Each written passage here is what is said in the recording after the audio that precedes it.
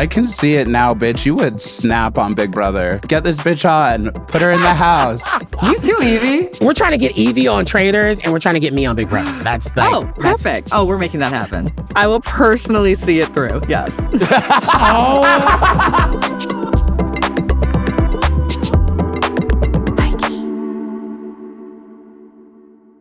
Oh my God, Yvie, did you watch the VMAs? Like, do you care? Did you even know? What? Oh my. Did you watch the VMAs? Like, do you even care about award shows? Like, I don't think we've discussed this. I feel bad because, like, a part of me does. I'm still, like, homosexual, but, like, bitch, I'm pretty sure I was, like, just getting done with a string of, like, 2 weeks of travel. Yeah. And I got home on Sunday and was like, yes, finally, I don't have to like plug into anyone else's bullshit. I'm just gonna do me.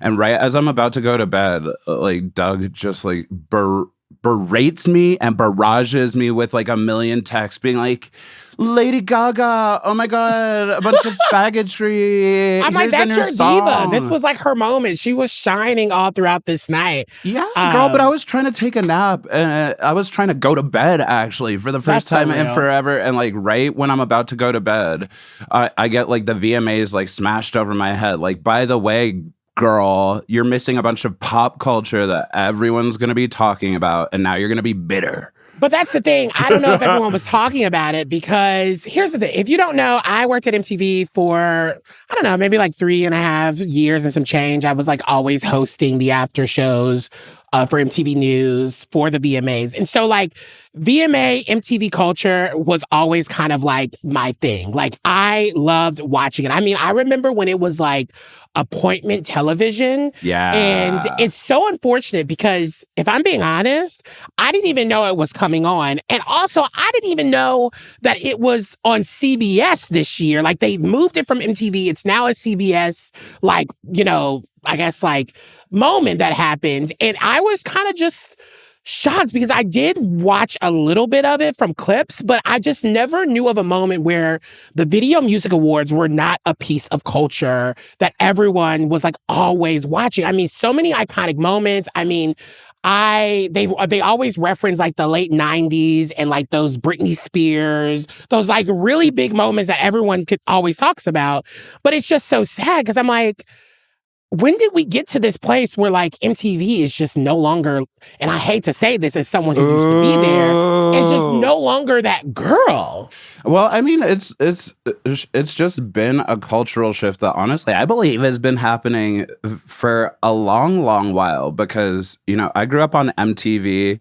I loved her. I loved her even when she came out as trans and was like, don't worry, you guys, I'm not playing music videos anymore. I'm going to explain why that's problematic later, but that's going to be at the after. What? She obviously, like, she didn't change her pronouns or whatever, but she clearly does not identify as a music girly television. No, bitch. That's true. Which I think, to be quite honest, it's so interesting. I feel like once MTV started to do a lot of the, like, reality television, like Circle the Hills, are, like, kind of, like, cementing itself in that way, it felt like music was always the fourth character in those stories that were happening on reality TV. Well, like, not even the fourth character, because like they did do the thing where they like put the song titles that are playing in the background of all of their like really fun, ridiculous trash reality TV shows. They always had that. Yeah. But the thing is, it was never good music. It was never like, oh, they've got this banger. I don't know if I can say that because the reason why I label it as a fourth character in, like, let's use an example, The Hills. Mm-hmm. The Hills was a perfect show that it was an example of how the music, a specific song could literally tell you how to feel in that moment and know that Lauren Conrad was not fucking playing with Heidi when she was telling her she was done with their relationship and their friendship. Like, I just remember those moments where, like, artists were, like, a part of this, like, revolutionary kind of moment that was happening in pop culture, and MTV was pushing that, and it's just no longer a center for that space. And, like, when I started working there, even before I started to do the after shows for VMAs, I started doing like a lot of their digital shows. And I literally was like, oh my God, like I can't believe I'm getting to work at my dream place that like introduced me to Kelly Catrone and introduced me to like this world that I was always so obsessed with. And it's just no longer the case. And even with like the VMAs this year, one thing that does really bother me, I'm not even gonna lie to you, is like when people get old and then they just like complain about like, I don't know who these artists' names are. Like, who are these people? I mean, that's the natural progression of things. We all turn into the crabby old bitch who's like, I wish life was simple, you know, back when we had hits like Gangnam Style. And you're like, bitch, music has always been bad.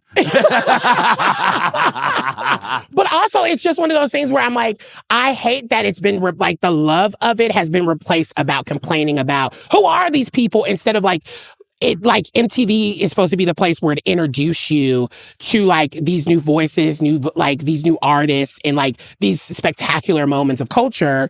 And it's just no longer doing that. It's no longer that entry point. And I don't know if it will ever be that. Like well, I mean, that's the thing is they kind of like lost I felt them losing touch with the culture because like here I was growing into an adult and still watching MTV and being like, yeah, this is pretty fierce how they keep like recycling all of the reality television shows I watched as a teenager.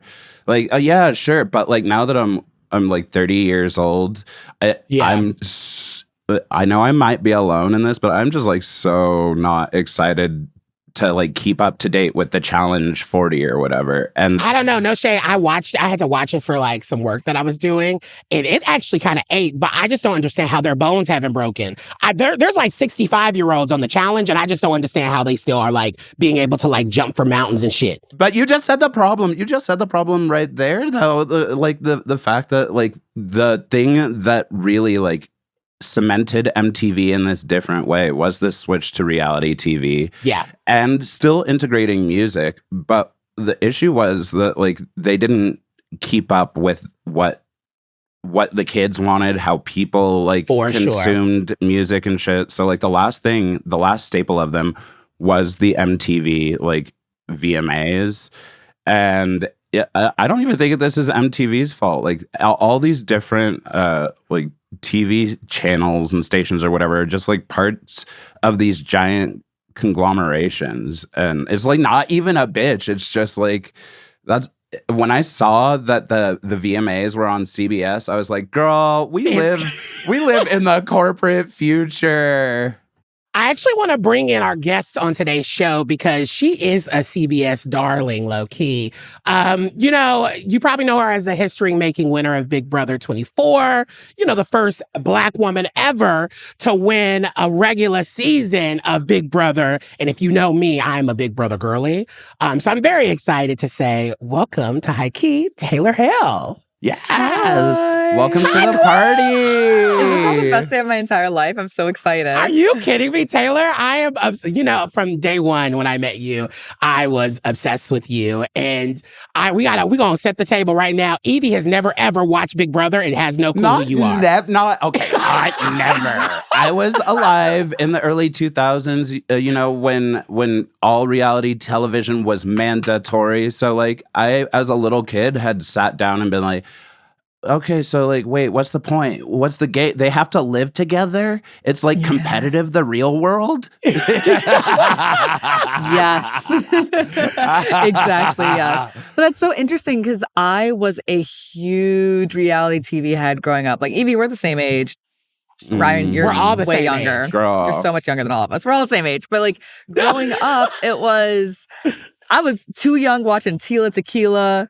I was watching Rock of Love, Shot of Love, all the love shows that I shouldn't have been watching. Like, that was my America's Next Top Model. But so I was so deeply ingrained in all of those TV shows.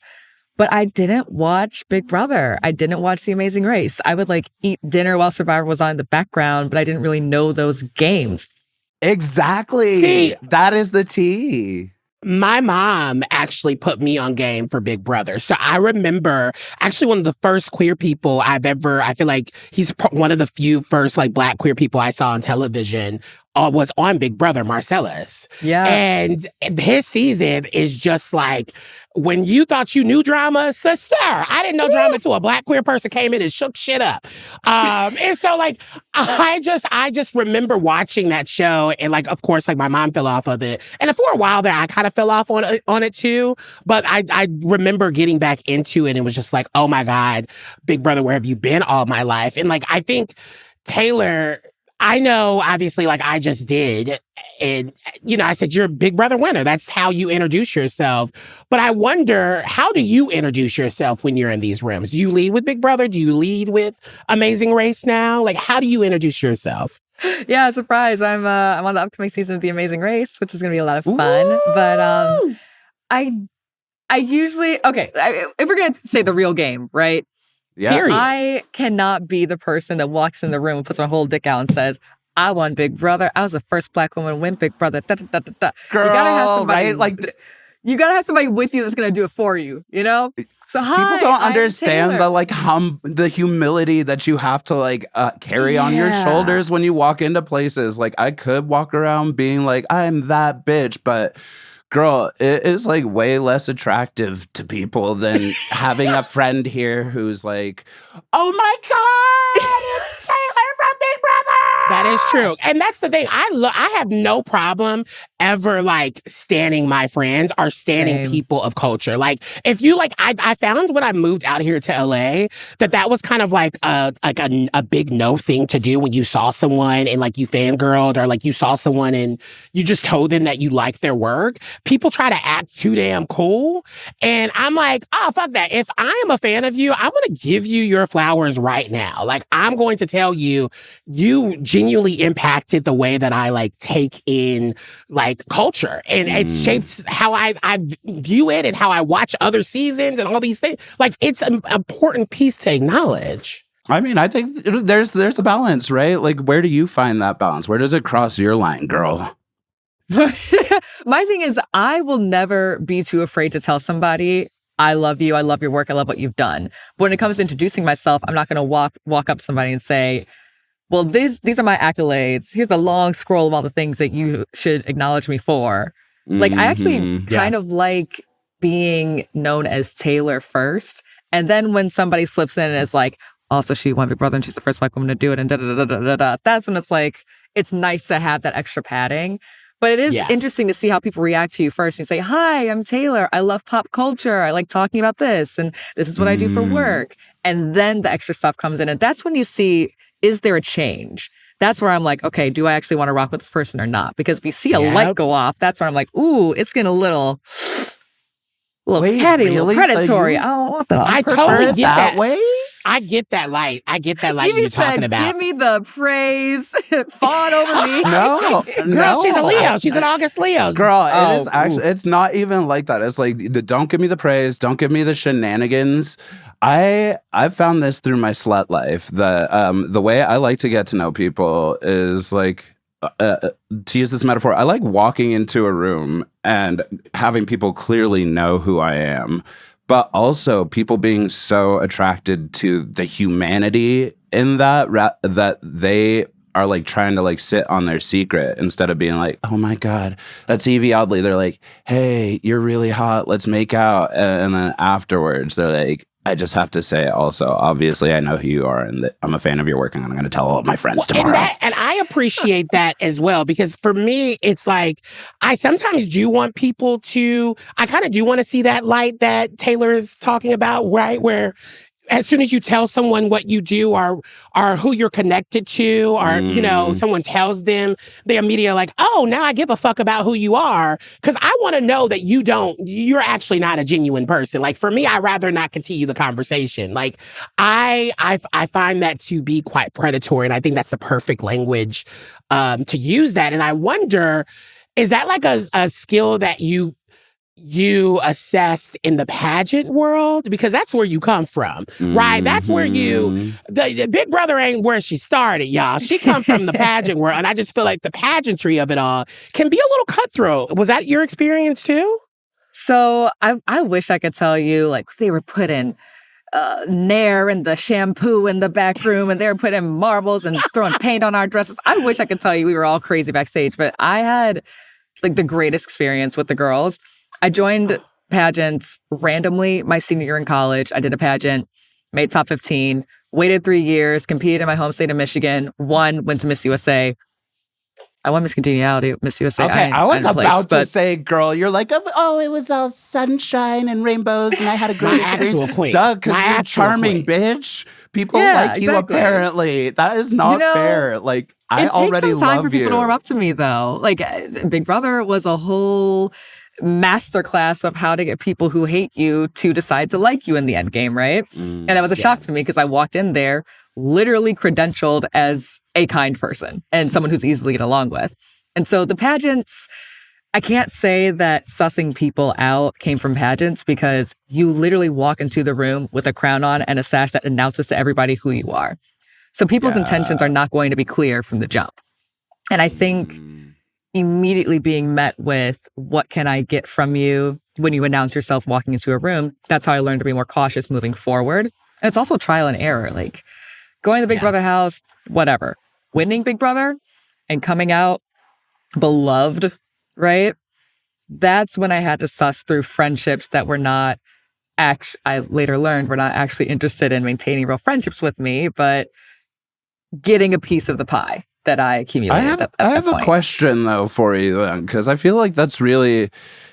like, that just describes, in general, doing something so big that, like, it's a splash for people in your life, you know, like whether that be winning Big Brother or like placing in a pageant, like winning the lottery. You know, there's shit where like, I think it's easy to automatically say like, oh, you had to cut these people out because like they didn't have pure intentions for you. But my question is, do you think that there's just like any room for the fact that humans naturally want to attach themselves to like positive, great things? Like if you were the opposite of Miss Congeniality, if you were Miss Hated Bitch, like some of us in I just say, Yvie was the villain of her season. I actually this morning watched a clip of you and one of your castmates going into. I was like, oh, I love these moments, just getting to see Yvie read a bitch. Real, yes. But like, do you think if maybe? I guess my real question for you is like, do you think that it is solely that these people didn't have real intentions for you? Or do you think that there's a possibility that just like people change when your life changes? Like when that great separation happens, they're trying to swim across it. Sorry to go so deep. I think about this a lot. I appreciate that because it's been, 3 years for me in the game doing this. And I think the question has been so narrowly proposed to me. And that's like the most in-depth that it ever has been. So thank you. I think people who had the bad intentions for me are people who actually did bad things and needed to be removed from my life. And I think the people that saw my life change and wanted to get on the train were not just on the train to get off to their next destination. They were on there to support the ride. Yeah. And that's where I'm like, you don't have to be my best friend. We can be friendly. We can be acquaintances. It is okay if you were on this train. But to be on this train to examine under the toilet seat and look under the chairs and then get off at the next stop and run to the first gossip column and say, well, this is what was under the hood. Or to be on that train to get to your destination and then go on and pursue your own greatness or even transfer at the next station. That's welcome. Because the entire world is not Grand Central Station of Taylor Hale. Like the world doesn't revolve around me. We're all our own different trains, right? Trying to get somewhere. And if my journey helps you get to your next journey, I welcome and I encourage that. But it's about why you're on the ride, right? Yeah. And that will come out. And that like always reveals itself in the journey, right? You will know if someone is ill-intentioned or has the best intentions. And I think, even the history of how you maneuvered in Big Brother, it was just so interesting because even nowadays, 3 years later, we continue to hear, girl's girl. Are you a girl's girl? Are you this? And I wonder, does the girl's girl strategy even work anymore? Is that even a thing that we should be thinking about? Because it doesn't seem genuine actually anymore. I mean, if we're talking about, you're talking about just like the real world, not in a competition game setting. In general, I think it's both. The competition is a reality competition. It's supposed to reflect societal changes and mores and bullshit. I fucking love you. Oh my God.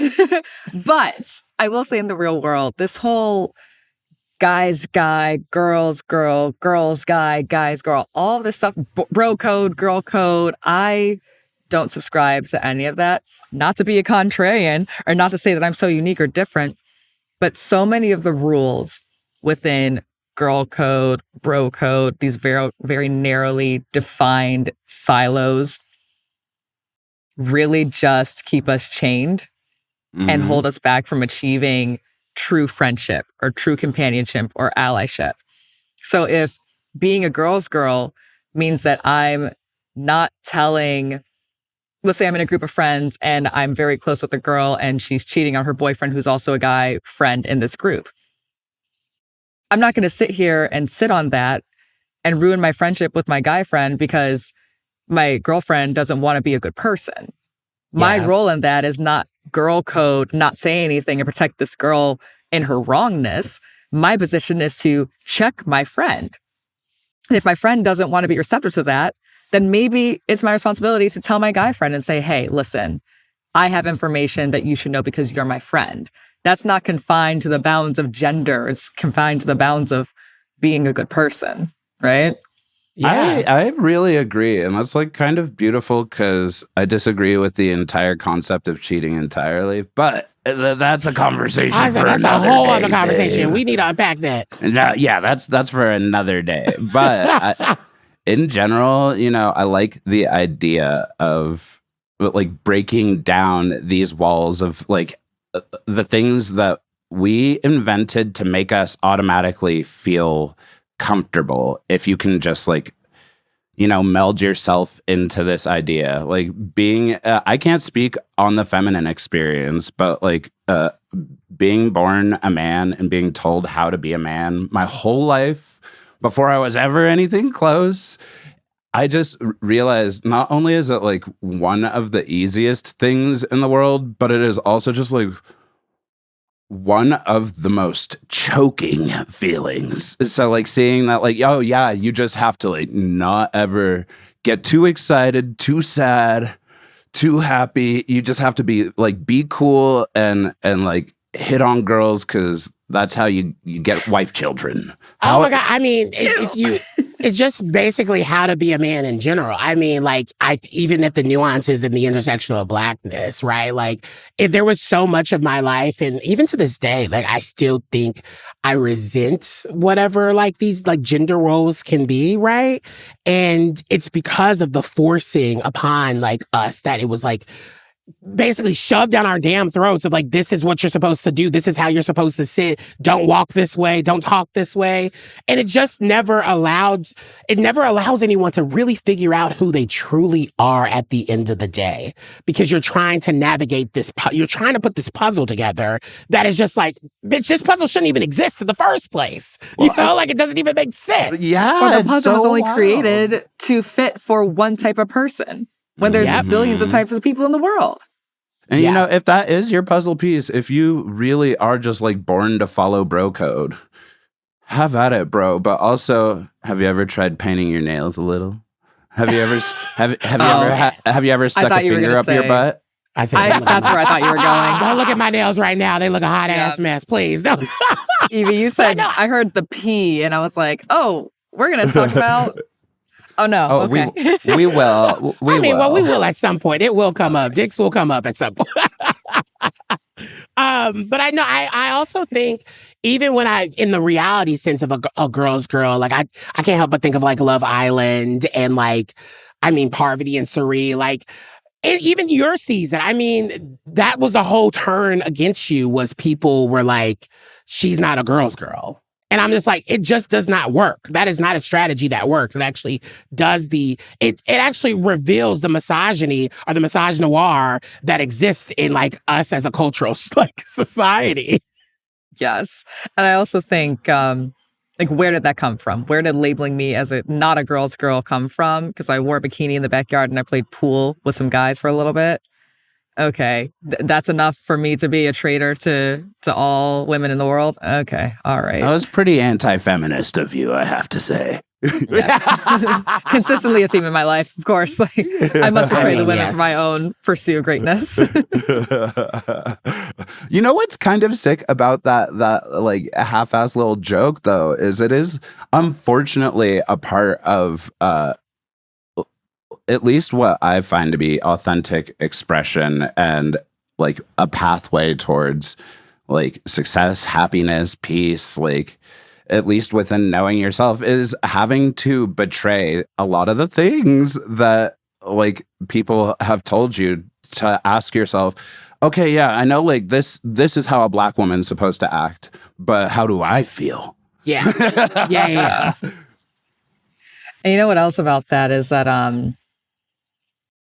as someone who I consider myself an ally, but enough to know that I can't walk around saying I am an ally, right? And so then I ask, of you. Oh, thank you so much. I'm a hero. So what does that mean as a person who participates in gender expression in a hyper feminine way, right? Like I am a Black girl from Detroit, Michigan that has been super girly my whole life. I did pageants. I won a fucking pageant. I was super feminine on Big Brother. Won this TV show. I love glamour and beauty. That is how I express my gender identity. I also support queer people that express their gender in hyperfeminine ways, but I also don't want to be a person that, because my expression is so out there, I don't want to exclude people who don't express gender in hyperfeminine ways. And I know that when people look at me who are outside of that, are very quick to think that I would not accept them or be welcoming to them, or maybe that I don't create enough space for them to exist. And I think that's something that I struggle with now. How do I express myself in a way that is truly authentic to me, that doesn't exclude people that maybe present more masculine or more gender neutral? And so that's something you that just said it, though. You just like talked about it. You just like, we don't even need like virtue signaling. You don't have to bring like 30 drag queens on stage with you. Like, look, that was a VMAs reference. It's really fierce. I actually do think you should do that, but bring me, because why the fuck haven't I ever been invited? I'm gorgeous. Ever? That aside, I just don't think you have to. I think just like what's dope for me is when you use your voice in ways that like you're impassioned, when you're challenged in challenging places. Like one thing that I super cannot stand about like being forced out of my comfortable bubble of queer world is like when I'm with somebody who like, you know, doesn't have to navigate the same ways that I do. And like somebody in their life treats me poorly because of who I am.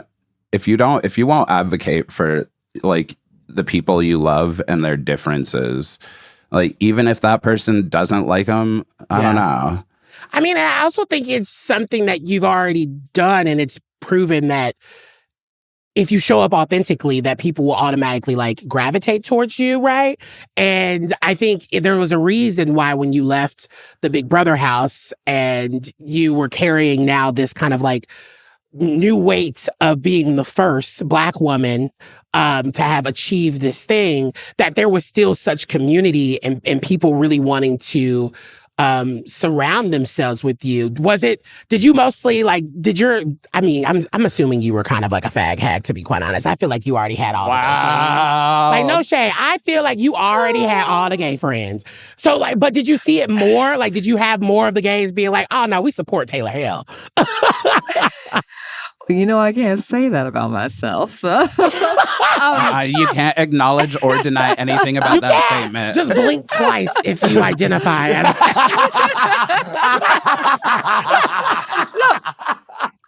No. Listen, but it goes back to something that I just didn't even realize growing up. Like my uncles my mom's best friends were all Black gay men.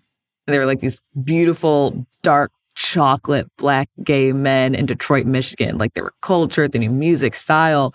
But this was in a space where like you kind of still whispered about if somebody was gay or like, oh, that's just their roommate, baby. Don't worry about it. But you know, they're coming over Thanksgiving, Christmas dinner all the time.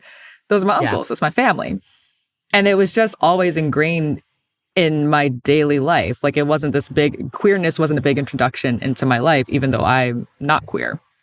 And so college, naturally, you gravitate towards people that you're comfortable with and familiar with. And so, yeah, it was gay men that were in my life. And I tried to open up more space for lesbian women in my life, too. And then, you know, now my best friend, like, we joke about our friend circle as like the college diversity pamphlet because somebody's Jewish, somebody's Palestinian, someone's gay, someone's a lesbian, a couple Black people. You got African American, you got somebody from Ghana, like it's somebody from everywhere, okay? Uh-huh.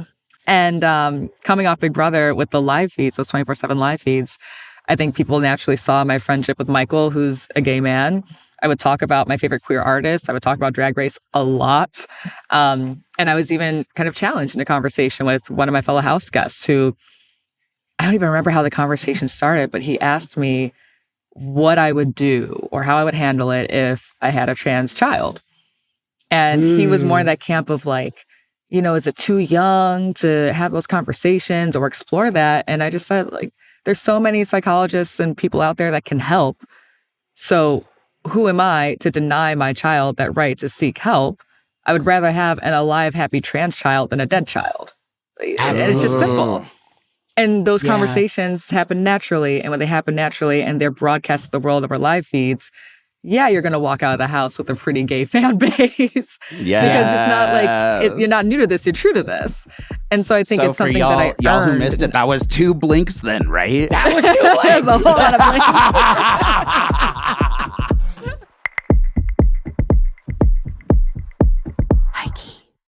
I also knowing after, of course, like Big Brother was over, and of course you are still in the Big Brother world. But I wondered, was there ever a moment when you left and you started to figure out, okay, what do I want to do next? I have bigger dreams for myself. Were you afraid of being put in the reality TV box and the confinements of that box? Baby, yes. Well, there's a pipeline, okay? There's Big Brother, Survivor, sometimes Amazing Race, Love Island, and then like some international reality shows. You go on one of those shows and you do well enough, and then maybe, if you're lucky, you'll get a call to go on the challenge. Yeah. Oh no! Yeah, No, that is the pipeline. Shit about the challenge. Oh, no, God. Evie, take that back. You take that back because they're gonna jump me, Evie. That's the pipeline. That's literally it. Okay, the thing is, all that shit I was talking, I just like can't believe it still exists because America's Next Top Model, like American Idol, The Challenge, like the Real World, all of these things are things I wanted to be on as a little kid, like watching them. I was like, oh, that'd be so fun. This would be so fun. I didn't even watch Survivor, but I was like, hell yeah, throw me in the jungle. Oh, that was the one I would never do. That was the one I would never do. Yeah, I always wanted that world. It was so like, I don't know. I think it's wild that like now that I have worked hard enough in my life to be on a reality TV show that I was meant to be on. Yeah. Yeah. That I could try and weasel my way in. I could be like, hey, you guys, put me on Big Brother. People will love and trust me. You're really convincing. I mean, well, is she? Girl, is there anything you ever wanted to be on or like saw yourself doing, but you knew you would be bad at it? Oh, I think everybody has that moment where you're like, I could do that. That's easy. I was recruited to go on The Bachelor a couple of years before I landed on Big Brother. And really? Yeah. I think 2 years in a row they recruited me. And then it was like, Big Brother came, you guys know this, I just said it, when the pageant happened. So I won the pageant, I lost at nationals, but I was still a title holder for like the back 6 months. And that's when a bunch of reality stars started reaching out because if I'm a casting producer, my job is to reach out to hot people that'll do well on TV. For sure. For sure. I would go on MissUSA.com. Who placed top 15? Who got a special award? That's how I would do the job. Exactly. I'm waiting for my moment, please, by the way. Ryan, should we doll you up and enter you in a pageant? Hello. I'm ready for the pageant. I'm ready for my pageant to reality TV star pipeline. The pipeline, yes. It's like the training gowns. The pageants are the training wheels for reality TV these days. But so for a long time, people were like, oh my God, you'd be amazing on The Bachelor. And so I kind of thought like I could get through that and be fine. But life had a different plan for me. And there was a time during the pandemic where I watched the challenge for the first time during the pandemic. And I stopped at a certain time. So like I didn't know anything about the more new seasons. But there were a couple of things I was like, I could do that. And then they start eating stuff or running. And I was like, actually, you will never see me on that TV show. Wow. That is wow. You're like, I'm not putting that weird shit in my mouth. And you think I'm going to use these gorgeous legs to do all that bullshit? No. I mean, they deserve to be insured for millions of dollars. Period. Yeah, that's legit. Because y'all got me fucked up. Okay, that's why whenever people ask me would I go back on Drag Race, I'm like, okay, number one, I've already talked plenty about being disabled. So connect like, that. what else is my storyline? Yeah. But also like connect that piece to this shit is hard. If you are competing, it is hard. Even if you are on America's Next Top Model and your job is to take pictures and walk up and down, bitch, they find a way to torture you because it's good TV. But that's why I just don't understand why you ended up saying yes,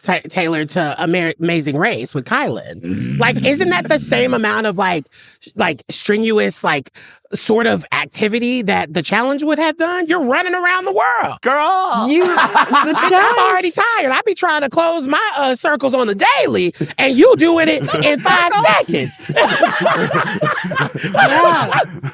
Yeah. I was, but no, we were training for the race. That man had me on the treadmill.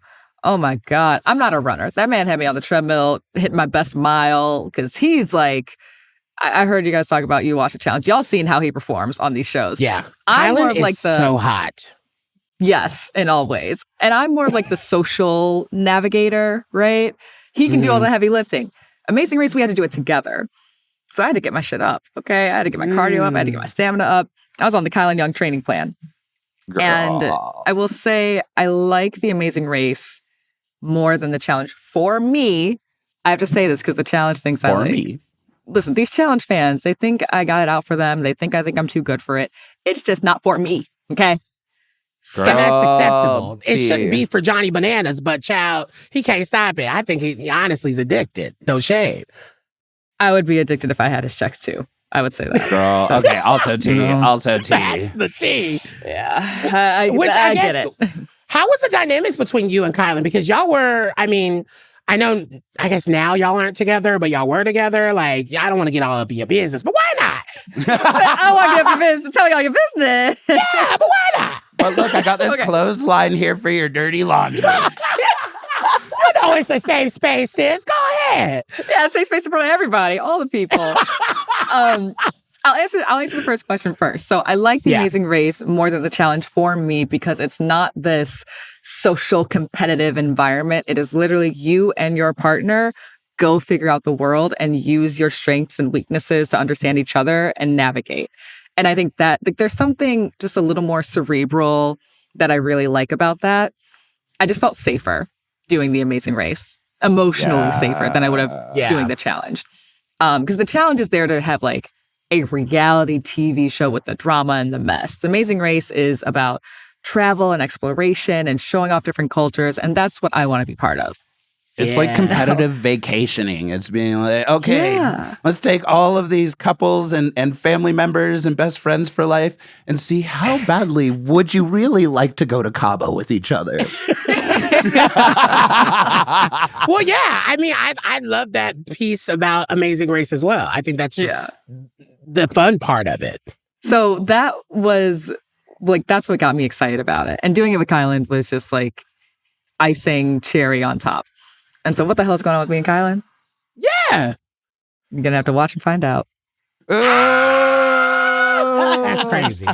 That's crazy. But I only ask that because, sometimes it can be a little overwhelming. Like, I never realized, I knew, like, even from, like, working with Yvie, like, the Drag Race fandom is absolutely insane, right? They can be so mean. They can be so, like, in your, like, face and try to tell you what's going on in your life. And I see a similar way of Big Brother and, like, the worlds of, like, The Amazing Race. Stan culture is ruining all of us. Everything. It's ruining everything. And I guess I always want, if anyone is to come on this show, I always want them to be able to be like, no, you're hearing it from my mouth. Y'all don't need to hear these random, like, profiles and faces who are just making up shit on the internet. Yeah. No, I mean, I don't want to sit here and be like, I'm here to sell a TV show, because listen, you're going to see how we communicate, if we do it well, if we don't do it well on the TV show. And I think for Kylan tonight, it's weird talking about this without him, because, like, we've been so, you're one half private.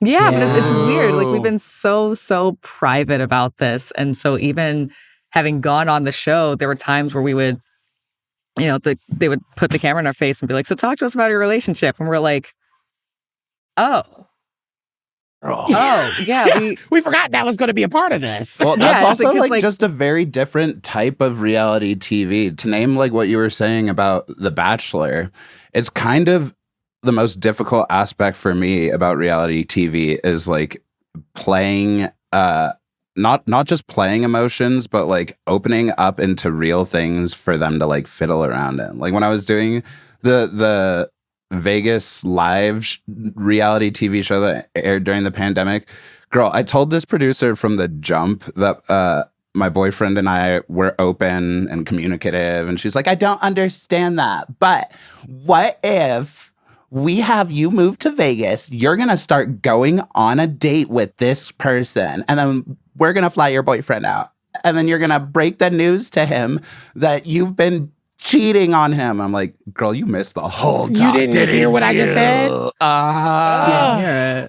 That's the reason why I love that, y'all were always so private, and because that's very Capricorn coded of you, and that I'm a Capricorn rising. And so I understand that. I think that's the reason why I don't ever really necessarily see myself, like, I made a joke about it earlier, but I don't think I could ever do reality TV. It's just, I love the idea of, like, just doing my work, doing it really well, and just minding my fucking business and not having anybody else in mind. And, like, that's the reason why I love sitting in the interviewer seat versus being on the other side. Like, there's just more control in that way of, and more intention, not even control, but there's more intention around what you put about yourself out in the world. And I think that's why you important. Would be so good. I can see it now, bitch. You would snap on Big Brother. I'm advocating for this right now. Get this bitch on. Put her in the house. You too, Yvie. Well, I want to do a pair walking out of that house. We're trying to get Yvie on Traitors, and we're trying to get me on Big Brother. That's like, perfect. We're making that happen. That's happening. Please. I will personally see it through. Yes. Taylor Hale, please. Okay, we ask everyone on this show a question that we love. What are you high key about right now? It can literally be anything. It can be a feeling. It can be something, a part of culture. It can be whatever. The first thing that comes to your mind. What are you high key about? Oh my God. I've said this on another podcast before, and now people are going to think I actually hate them. Oh my God. Okay. Say it. I'm high key about healthy boundaries on relationships with other people on reality TV. Tell us more. Wait, during reality TV or like afterwards? No, hey girl, we were on reality. Yvie, I know you know this. It's hey, I know we all did this show together and we're all going to be in town at the same time. We should all go to dinner. We should all do the watch party. And we should all hang out. And we should all get a house together. And we should all do this. And we should all do this. And I'm like, oh my God, please. You know what? I actually don't know shit about that. You were Miss Congeniality, bitch. I fought every girl. No, I was not liked on my season. That's a whole other conversation. She was not liked on her season. I was not liked on my season. It was hard work, baby. But it's this we all did this together, so we should all spend time together thing. And for me, it's like I thrive in small doses, small groups and small doses. Yeah. I'm a super introvert. And when my social battery drains, it is kaput. And so you'll go from seeing a happy, smiley Taylor to just like the face is dead. Oh People my are God. asking, I've never felt are more you okay? seen. Are you okay? I've never felt is everything more seen. okay? Oh. And now I know I'm the bad vibe. And like now I know they're all going to talk about me being the bad vibe when I'm just drained and I'm tired, but I do want to be around everybody.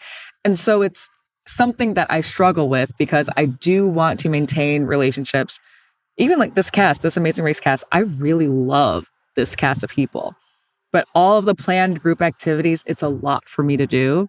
And when I try to set that boundary of, oh, actually, I don't want to be in this phase, or I don't want to be this involved, or I don't want to do all these things, it can read as, well, Taylor thinks she's too good for us. Or Taylor thinks she's too good to be doing all of this. Or, she's just so and that's uppity. where I ask, is it genuine that they actually want to hang out, or do they just want to capture content? So like, it could be a content creator thing.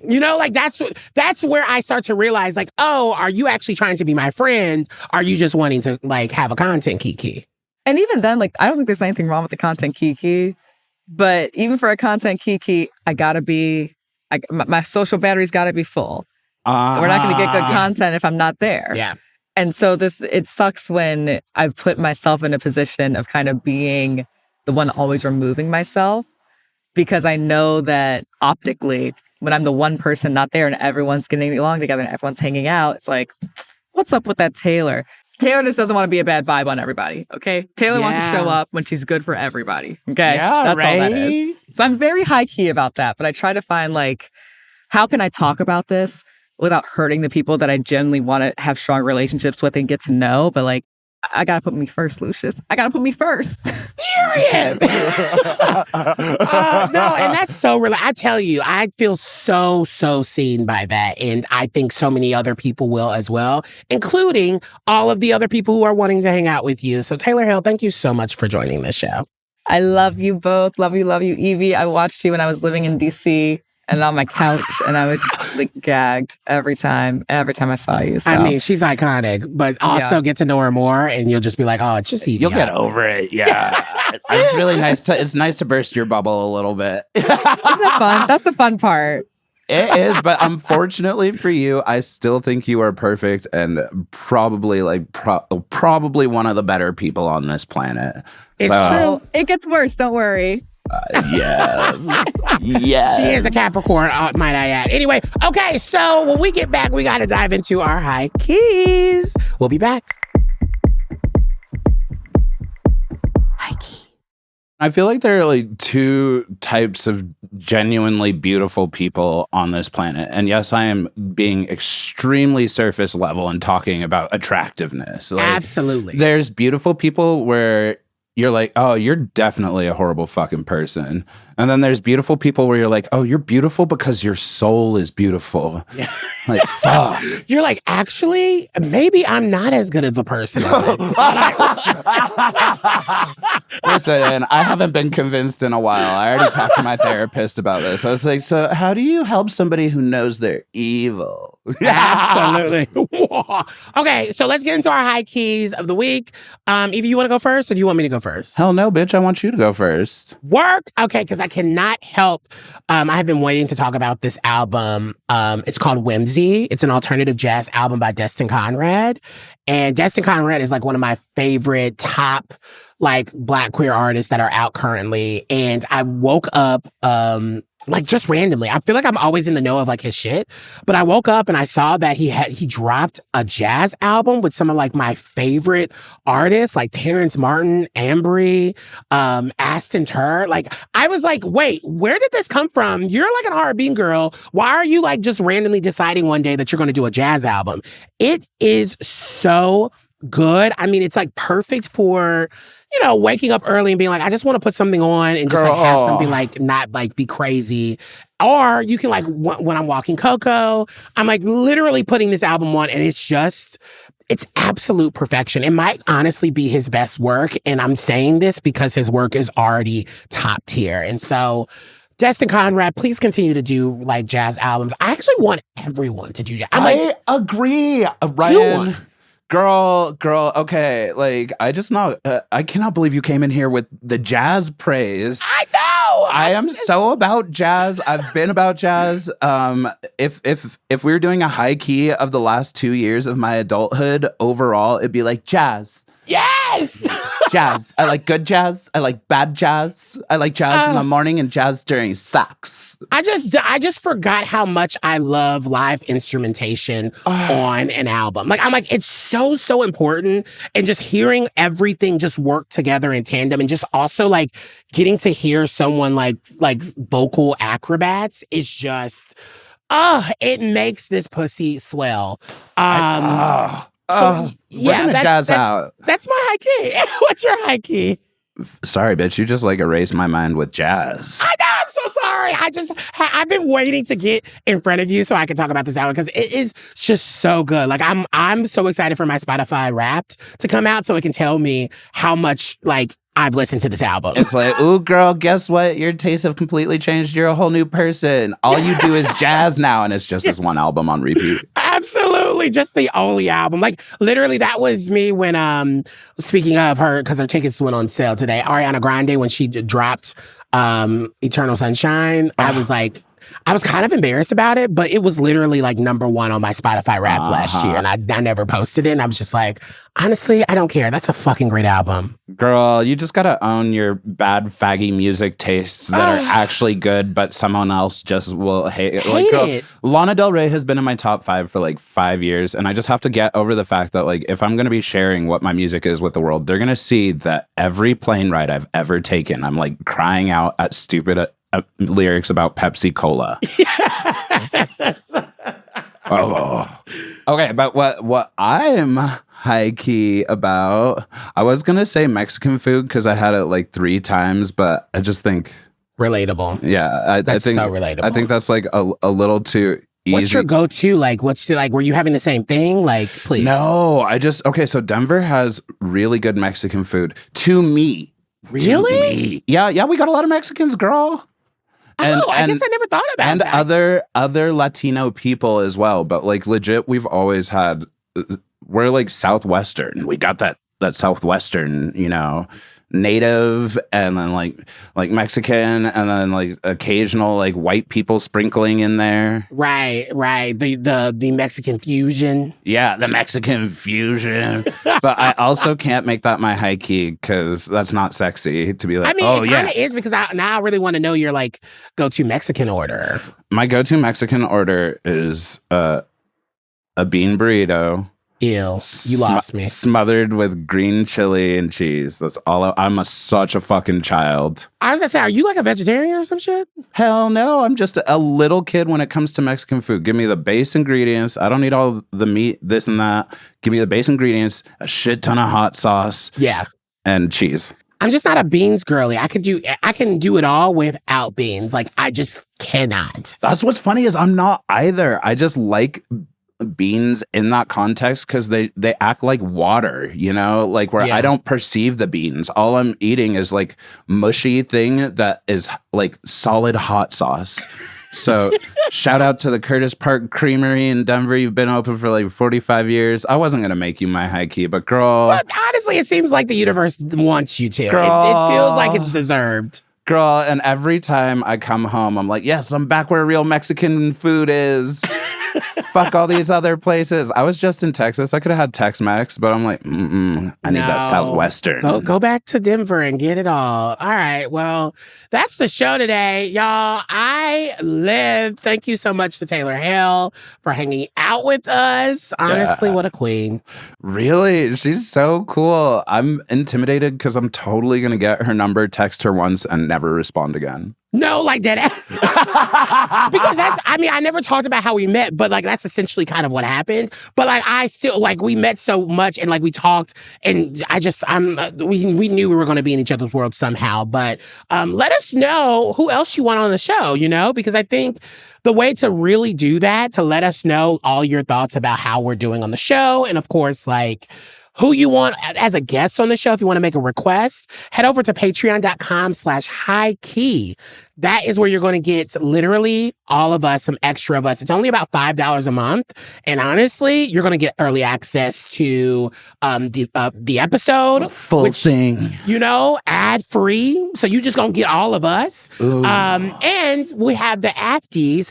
That's like 20 to 30 minutes extra of just like Yvie and I shooting the shit, because there's only so much we can put in this show. There's only so much of my dog's butt if you are watching the video that you can see. Let me not lick during that moment. Please, but we are heading into the afties, girl. Whatever. If you guys want to chill with us as things get a little freaky, we'll see you at the afties. We sure will. And of course, do not forget, please give our show 5-star reviews on Apple Podcasts or anywhere you're listening to your podcast. Rate the show 5 stars and more. If you can do more, I don't think you can. But if you can, put us in the comment that you want to give us more stars. Because honestly, I'm enjoying doing this show every fucking week with you. Me Seriously, too. I didn't text you this today because I wanted to say it on the show. But I just woke up so excited to talk to you today. So I'm glad that's almost over. I'll see you at the afties. Yeah, literally. All right, love y'all. Bye.